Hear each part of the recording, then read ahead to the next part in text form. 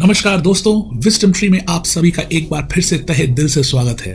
सबसे पहले आपका सबका धन्यवाद। आप सब ने हमारे सभी वीडियोस पर बहुत अच्छे कमेंट्स करे हैं, आपकी रुचि मालूम होती है और उस वजह से हमें प्रोत्साहन मिलता है कि हम और नई नई जानकारियां आप तक लाने की कोशिश करें। आज की वीडियो भी दोस्तों कुछ ऐसी ही है। आपने इमेज का टाइटल देख लिया होगा, वीडियो टाइटल से आपको पता चल चुका होगा कि हम बात करने वाले हैं तीसरी आंख की। तीसरी आंख यानी थर्ड आई।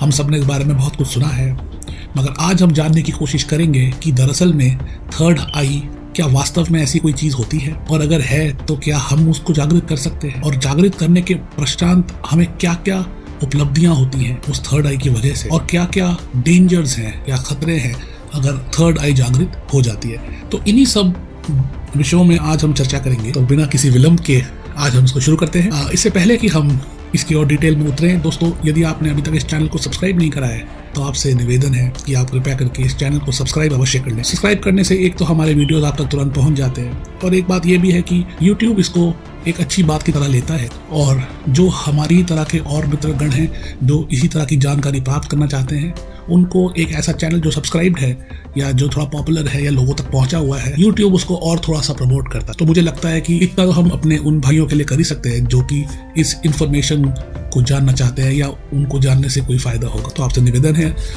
आप चैनल को सब्सक्राइब अवश्य करें। तो बिना किसी विलंब के दोस्तों आइए हम इस आज की कथा में गहरे उतरने का प्रयास करते हैं कि तीसरी आंख या थर्ड आई दरअसल में है क्या। दोस्तों आपको जान के हैरानी होगी कि थर्ड आई दरअसल हम सभी मनुष्यों में निहित यानी सहज होती है। हमारे पैदा होने के साथ ही हमारे अंदर थर्ड आई का जो संचार है वो स्वतः हमेशा ही रहता है, मगर हम क्यों उसको इतना इस्तेमाल नहीं करते जैसे हम अपनी बाकी दूसरी आंखों का, दो आंखों का जो हम प्रयोग कर सकते हैं स्वेच्छा से, हम अपनी तीसरी आंख का प्रयोग क्यों नहीं कर पाते हैं। और दोस्तों इसका कारण है एवोल्यूशन। जैसे कि हम सब जानते हैं कि धीरे धीरे मनुष्य की जो प्रगति है नेचुरल एवोल्यूशन की, वो होती रही है। आज से कई हजार साल पहले मनुष्यों को ये ज़्यादा आसानी से हम इस्तेमाल कर पाते थे, लेकिन आज ऐसा नहीं है।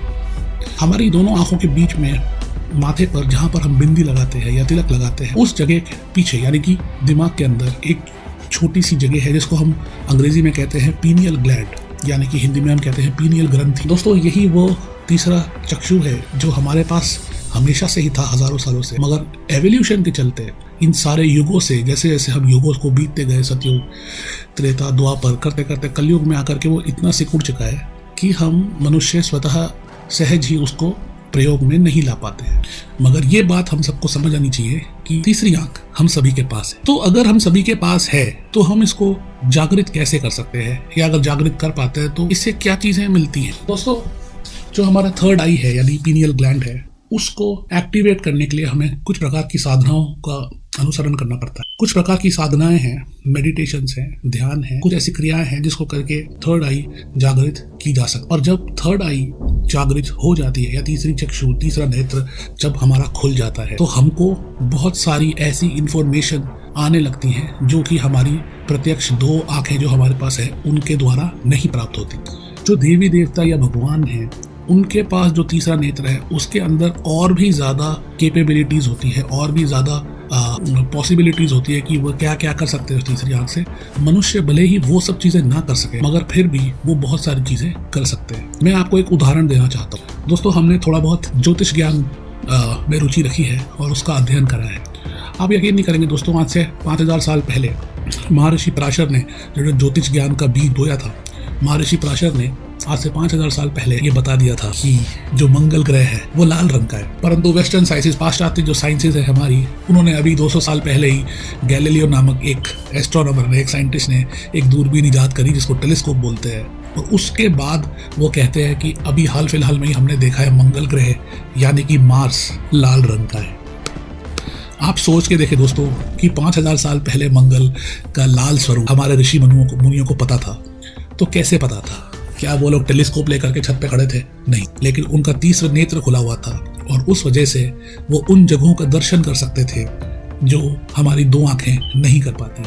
इसी प्रकार दोस्तों उन्होंने कहा शनि, जो हमारा शनि ग्रह है, उस पे छल्ले हैं यानी रिंग्स हैं। ये अभी कुछ साल पहले मेरे ख्याल 100-150 साल पहले शायद हमने टेलीस्कोप के जरिए उसको देखा है, परंतु 5000 साल पहले ऋषि पराशर हमको बता के जा चुके हैं कि शनि में छल्ले है, शुक्र में बादल है। तो ये कैसे वो कर पाते हैं? और यदि आप थोड़ा सा ज्योतिष को और ध्यानपूर्वक पढ़े तो आपको पता चलेगा कि उनका गोचर करने की जो गति है, जो उनका ऑर्बिट करने का, रेवोल्यूशन करने का, सन के आसपास घूमने की जो गति है, वो भी बहुत एक्यूरेटली, बहुत सटीक मापदंडों के साथ उसको बताया गया है।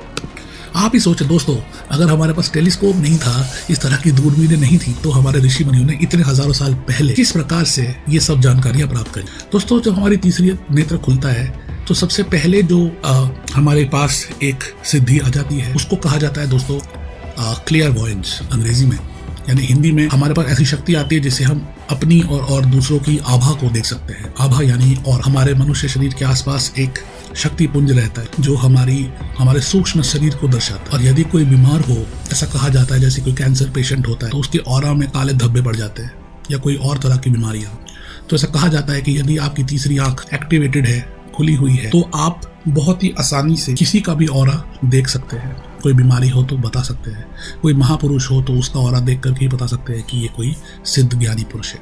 धीरे धीरे करते करते जो इसका अंतिम चरण है दोस्तों, मनुष्य के अंदर जो कर सकता है, जो मनुष्य जो इसकी हाईएस्ट डिग्री को प्राप्त कर सकता है, उसको बोलते हैं त्रिकालदर्शिता।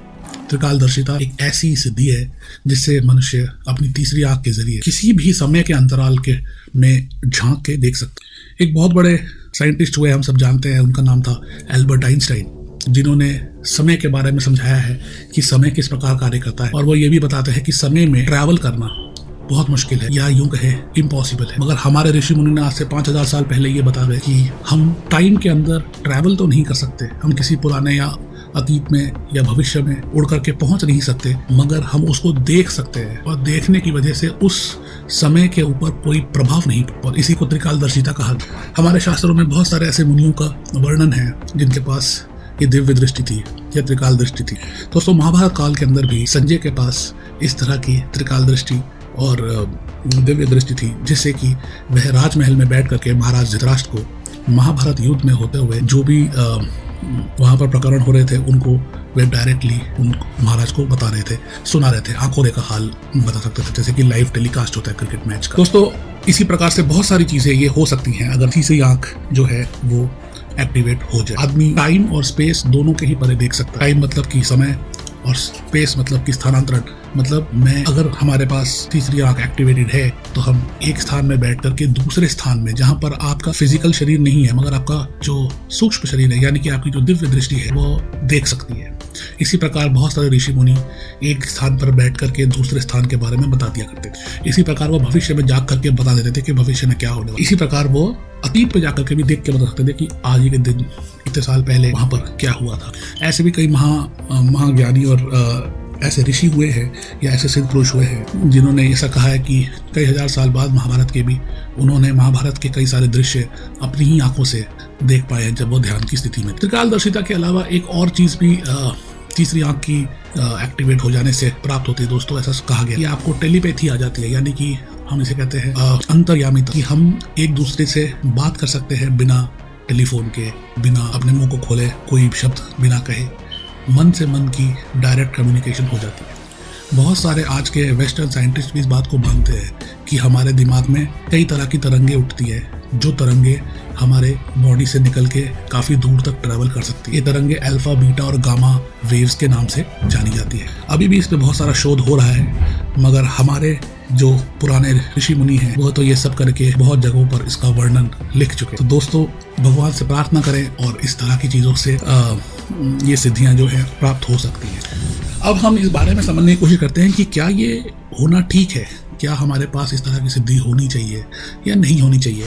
ये एक ऐसा मुद्दा है जिस पे बहुत सारी चर्चाएं हो सकती है, मगर दोस्तों, हमारा ये मानना है कि भगवान ने हमको वो सारी इंद्रियां दे करके भेजा है जिनकी हमें इस युग में आवश्यकता हो सकती है। इसके अलावा कोई और इंद्रियां नहीं दी के भेजी और हमें उन सब की आवश्यकता शायद नहीं है।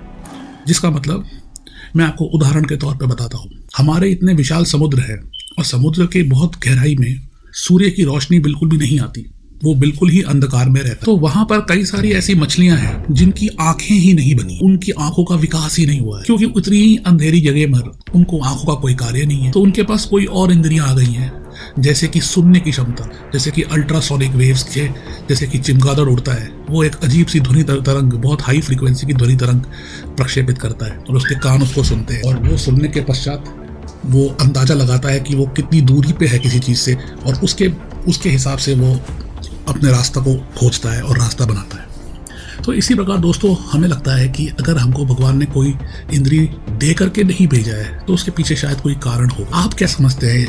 आपके ख्याल में क्या त्रिकालदर्शिता एक ऐसी सिद्धि है जो हमें कलयुग में प्राप्त करने की कोशिश करनी चाहिए या नहीं? हमें कमेंट सेक्शन में लिखकर ज़रूर बताएं। दोस्तों, हमारी ये कहानी आपको कैसी लगी ये हमको बताएं। हम और क्या कहानियाँ आपके तक ला सकते हैं जिसकी आपको रुचि है। और अगर आपने सब्सक्राइब नहीं करा है तो चैनल को सब्सक्राइब करें, लाइक करें और अपने दोस्तों के साथ इसको शेयर करें यदि आपको लगता है कि कोई भी आपका दोस्त इससे लाभान्वित हो सकता है। तो दोस्तों, आज के लिए केवल इतना ही। बहुत आशीर्वाद। नमस्कार।